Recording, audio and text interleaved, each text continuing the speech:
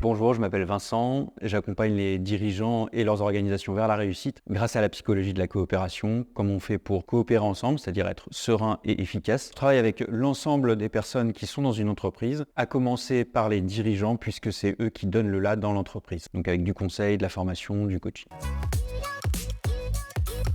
L'homme, c'est un animal social qui vit donc avec les autres et qui ne peut pas vivre sans les autres. Et du coup, les relations humaines, c'est ce qui lui permet en fait de vivre et d'être heureux ensemble. Quelque temps, c'était plutôt survivre ensemble. Les clés, c'est d'abord de bien se connaître, de bien avoir conscience de comment on fonctionne, qu'est-ce qui se joue pour nous, et aussi de bien comprendre ce qui se joue pour l'autre pour pouvoir faire ensemble du commun.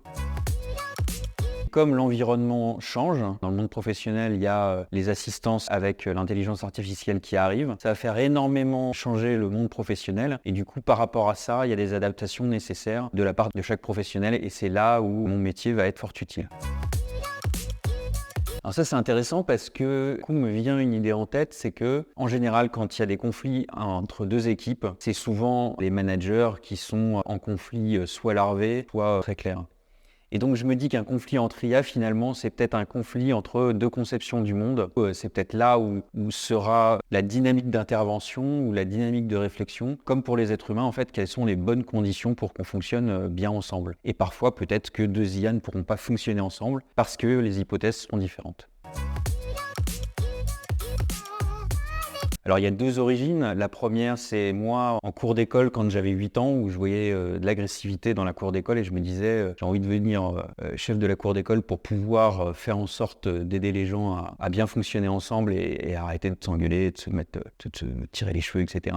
Et puis c'est aussi mon appétence pour l'excellence. Et dans l'industrie de pointe, on ne vient utiliser que des outils de pointe. Et donc j'en suis venu à m'intéresser à des outils qui sont utilisés par des industries de pointe. La NASA en fait partie et les astronautes qui se retrouvent dans des huis clos, dans 7 mètres cubes au milieu du vide, intersidéral, ça m'intéressait de voir quels outils étaient utilisés. Et en effet, ils utilisent des outils depuis 45 ans, toujours les mêmes.